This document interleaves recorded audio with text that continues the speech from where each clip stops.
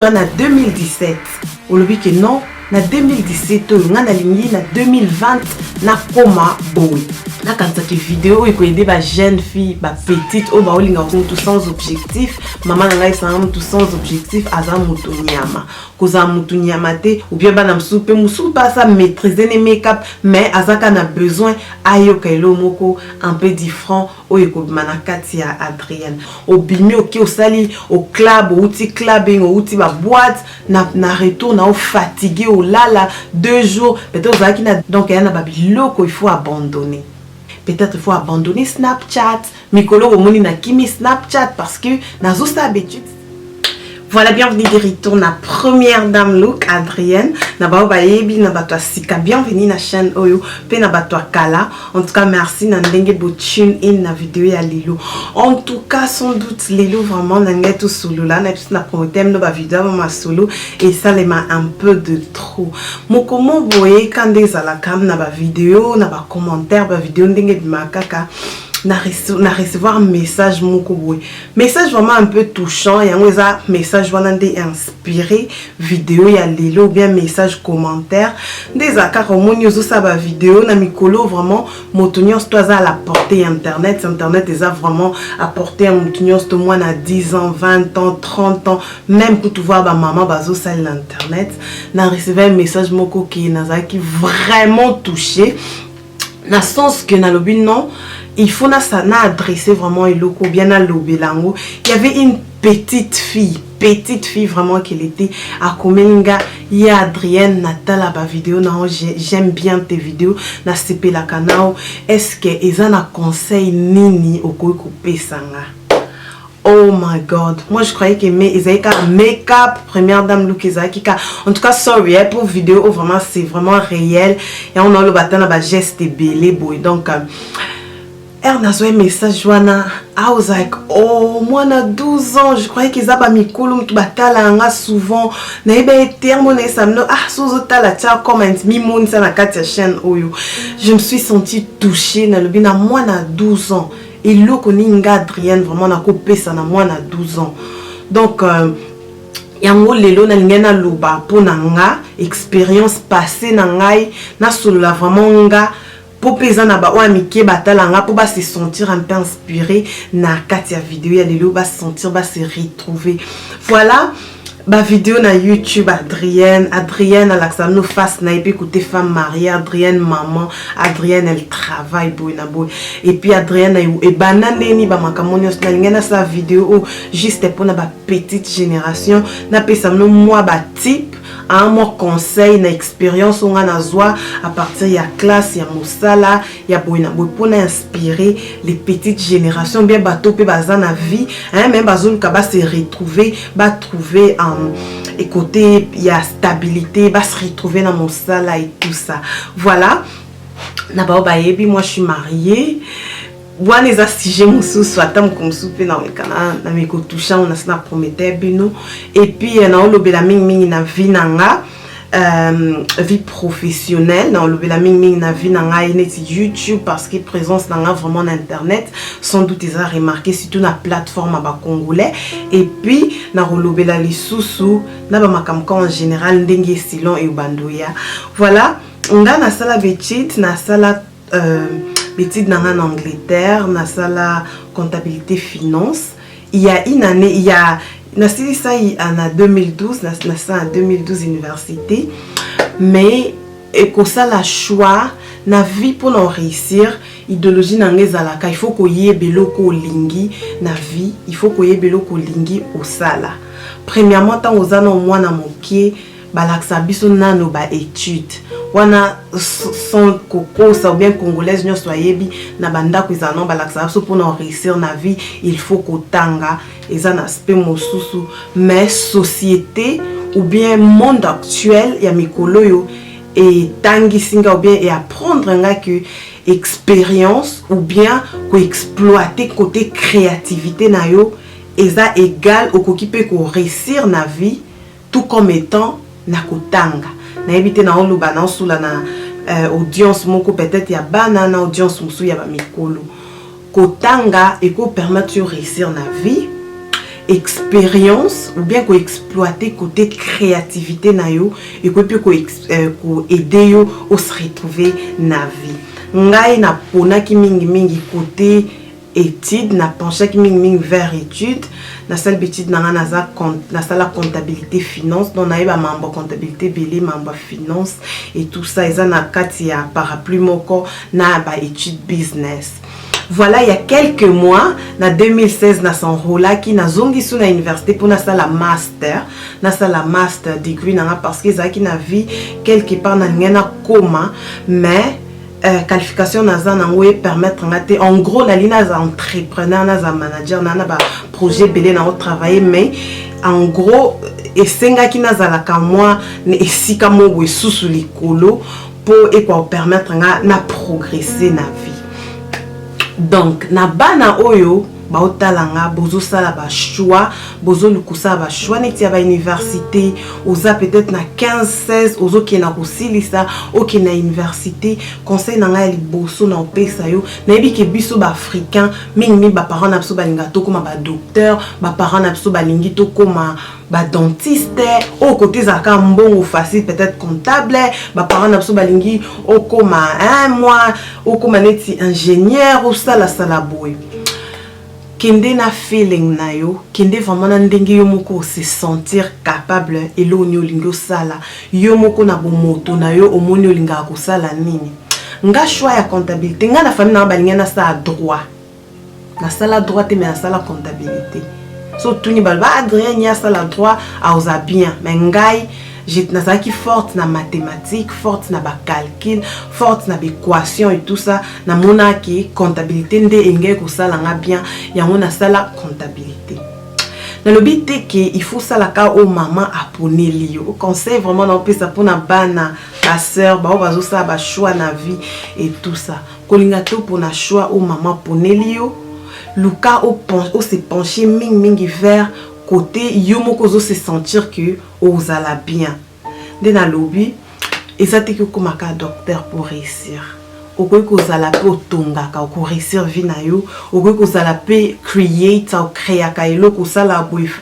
ba ça les ebele conseil vraiment à liboso kende na feeling na parce que za yo mtozo sala pona ko réussir na vie choix ya eloko sala na université eza yo moko nde il faut pona kolingate maman ponela par exemple ok na université au kata ok na université au kokate kolingate batu ba influencer yo soko za moi ok ou bien soko ningo kota na vie mo professionnel sa études supérieures kende vraiment na feeling na parce que tant que na université tozo mona ce que zalika moko o sepela na tozo enjoy ya motezani ti mwana mobo azane maele te na ba makamususu motieye Azamayele par exemple na koloba au PCSCO équation mathématique a vraiment déconcentré a oyebelo comme ça parce que ça choix na été zilo moko opone lié. Donc pona eloko yo moko moni qui aussi sentir à l'aise ya ko ça on est à conseil numéro 1 kende na feeling na yo.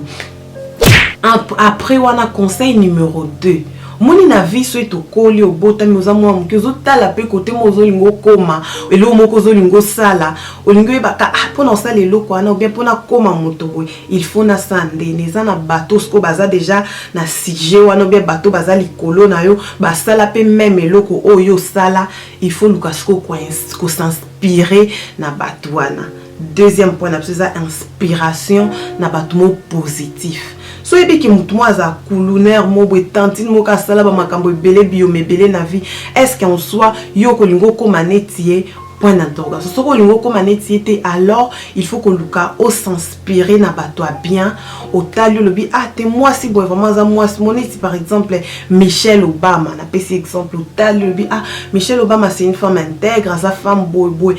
malgré qu'elle a moi sa président les a ba grâce mon sous azwa mais qu'est-ce que Michelle Obama avait fait pour akoma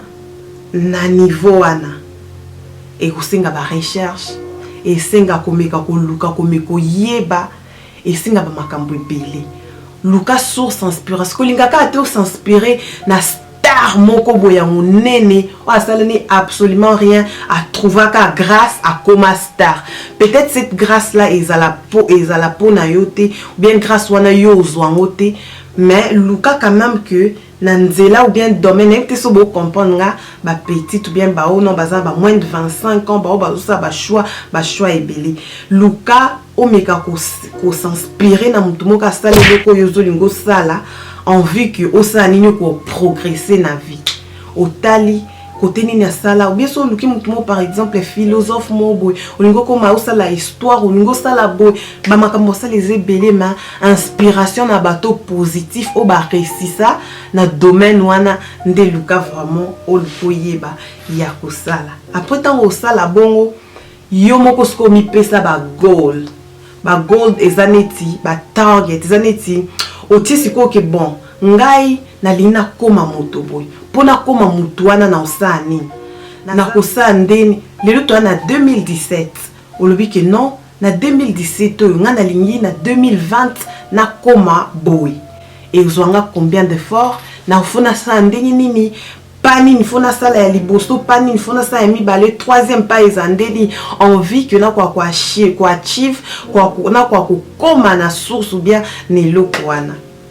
faut tracer plan oui que non nazaneti nazana humanité il faut nazoba olinga par exemple ok na université moko eza best net Oxford olingo ki université mo ya makasi ya monene oui que na ba université na basenga faut ba point ebele pozo ba point ebele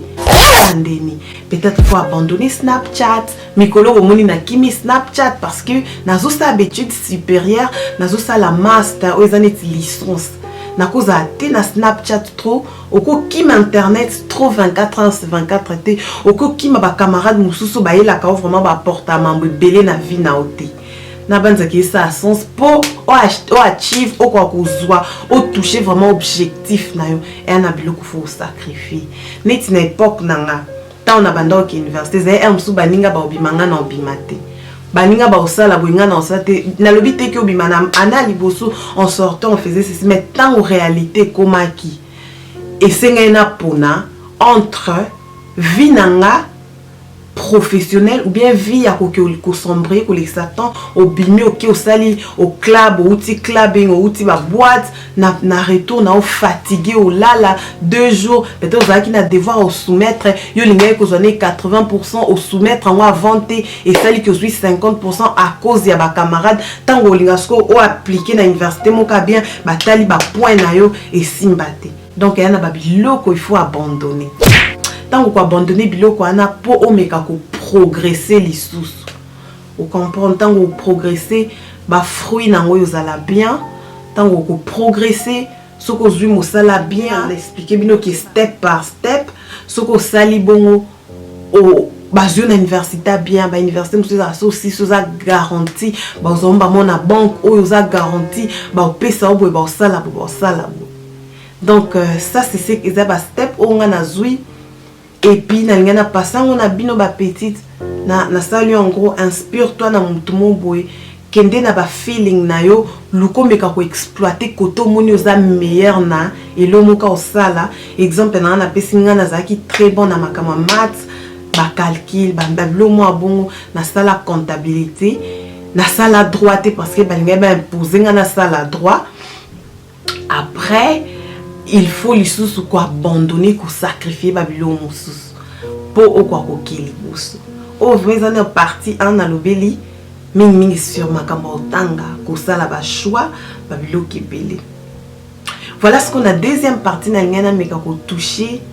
côté créativité na banza nous na ba vidéo YouTube ça c'est la partie créativité na ngana meka toucher na sa ba vidéo YouTube et tout ça ko s'inspirer et ça pe na free na temps ngana zaka free et tout entre temps pe na meka ko balancer via libala via YouTube via classe na expliquer nous na zongeli sous classe et puis les sous na ba ambition belé et tout ça donc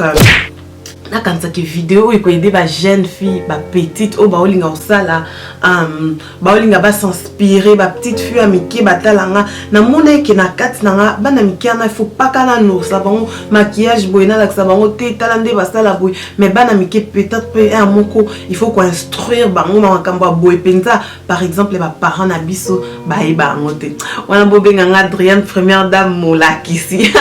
na le ben mikolo to solo lebele pour quoi découvrir qui est Adrienne à Salaranini et tout ça. Là c'est un peu une histoire sur vie nanga professionnelle ndeni na banda et puis bablo musu na meka ko sacrifier ko zope décision aussi sa classe ko zope décision tchaba makambo sérieux pour yo moko yebi ko tozokini so ko za objectif te au métier siko te ke ba au tracé mo ba target ki pona comme un objectif il faut na sala nini pona comme ana oza mutu te mutu sans objectif maman ngai sa mutu sans objectif aza mutu nyama koza mutu nyama te ko luka tout ça ba choix au sacrifier vie na yo ya long terme à cause ya okende club à cause ya Snapchat mikolo toza na internet tout moment à cause ya otala muninga boisali muninga boy nyoso neza ba embrayement vraiment voilà ce que je voulais partager avec vous.